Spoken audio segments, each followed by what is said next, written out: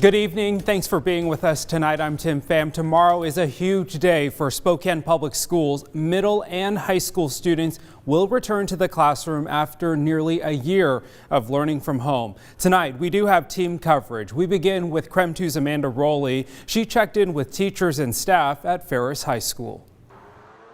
It's been almost a year since Ferris High School students have seen the inside of their school. They will return to these hallways on Monday, and teachers cannot wait. I'm so looking forward to actually having students in the room. I've been teaching in this classroom since September just by myself, and just the idea of having kids back in the room is really exciting. Returning students can expect some changes around the building, such as social distancing protocols with desks 6 feet apart and 2-lane directions marked in the hallways. In fact, each grade level has an assigned entrance into the building. We have a narrow time of opening the building and then getting classes started, and we don't want the entire student body to converge through an entrance, so we wanted to spread them out, and we figured grade level was the easiest way to do that. This year's 9th graders have not even been to their new school yet. This week was orientation, giving them a chance to get a lay of the land. I had one student say, "I didn't realize how much I've missed being in school," and that was like, yeah. It's a lot of work for teachers to get ready, but they are more than happy to make sure their class is safe for their students' return. We have cleaning protocols in between class with sprays, and there's hand sanitizer available for students. It is going to take time for teachers and their students to feel used to being around groups of people again. But Hastings is positive this will happen safely and with a bit of patience. We are here to listen and adjust as necessary, and that,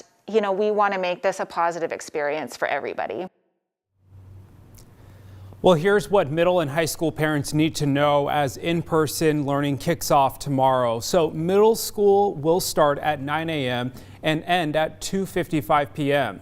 for Spokane Public School students, that is, and high schools will begin at 8 a.m. and end at 1:55 p.m. Students will attend on an alternating schedule. They will be split up into 2 groups. Students with even-numbered homes will be in Group A, and students with odd-numbered homes will be in Group B. Now, students will also be required to perform health checks each morning they go to school, at least 30 minutes before they enter the building. Now, students and staff will wear masks all day, and disposable masks will be provided to those who don't have one. They will be encouraged to wash their hands frequently, and classrooms will also be set up to support social distancing. High-touch areas will also be cleaned frequently, and students showing symptoms will be sent home. Well, our team coverage continues now with how students are preparing for their return to school tomorrow. KREM 2's Nicole Hernandez talked to a high school student who says he can't wait to get back to in-person classes. This is my daily setup with my computer. We first introduced you to Lane Guerin last June when he was working to get North Central High School's 2020 yearbook put together. Now, Lane is a junior at North Central and still hasn't been back in the classroom. It's crazy to think about how it's been almost a year to the day since we've had a class in the school. But tomorrow, that changes. Lane is waking up and heading to school, something him and his teachers are very excited about. I'm super pumped to be able to see all my teachers in person, because some of them I've never met in person, so it'll be nice. School will look different, though. Some of my teachers have given us tours of the building because it does look different. Spokane Public Schools is following new rules to keep their students safe. Things like social distancing, wearing masks, one-way hallways, and hybrid learning with half the students online and the other half in person. Lane's schedule will be in person every Monday and Wednesday and every other Friday. We'll get the lesson Monday, then they'll give the same lesson to the Tuesday kids. Then on online days, students will do assigned work. It's yet another big transition for students, but Lane says he feels prepared. I'm so excited to go back because my motivation will kind of grow back, because then I'm in the class and I have to do the work. In Spokane, Nicole Hernandez, KREM 2 News. Meanwhile, the Central Valley School District is also returning students to the classrooms on a hybrid schedule starting on Monday. Now, the school board approved the switch back to in-person learning a little over a week ago. Each student will be back in the classroom 2 days a week. Each school outlined its own hybrid schedule, and students will also be split up into A and B groups. Well, Durham, a company that provides buses and drivers to the Spokane Public School District, is still dealing with a COVID-19 outbreak. We've been covering this story all week. 36 bus drivers who contract with SPS are off work due to contracting or being exposed to COVID-19. One of the big questions around this outbreak is where the cases originated from. A Durham representative previously says they were outside of the workplace. A spokesperson, Ed Flavin, released this statement. It says in part, some of our employees self-reported exposure outside of the workplace. The remaining positive cases had no known link to our workplace. Some affected employees are family members and roommates, while others self-reported contact with one another outside of our workplace.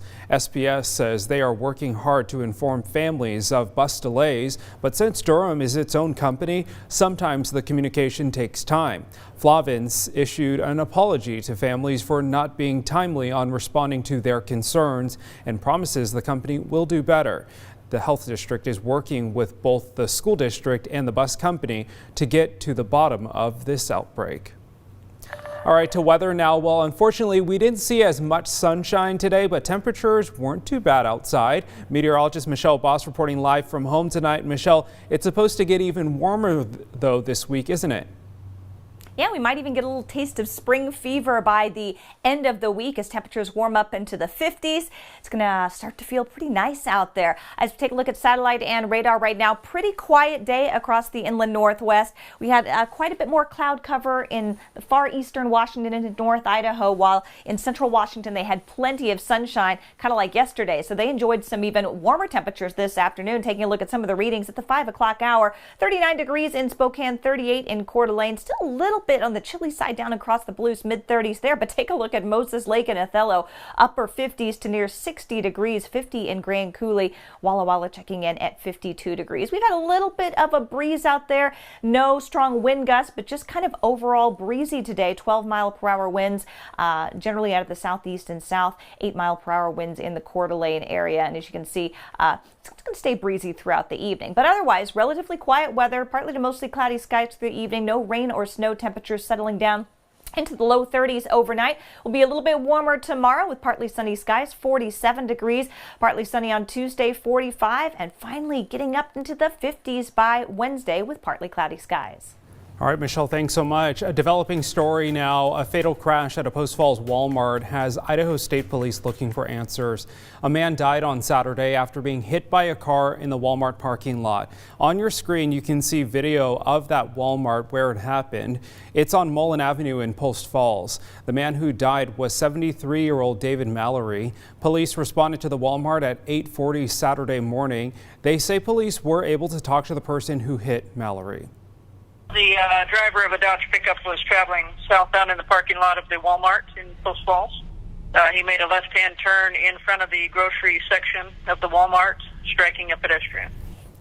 Now police are asking for witnesses to step forward. If you have any information, call the number there on your screen. That's 208-209-8730.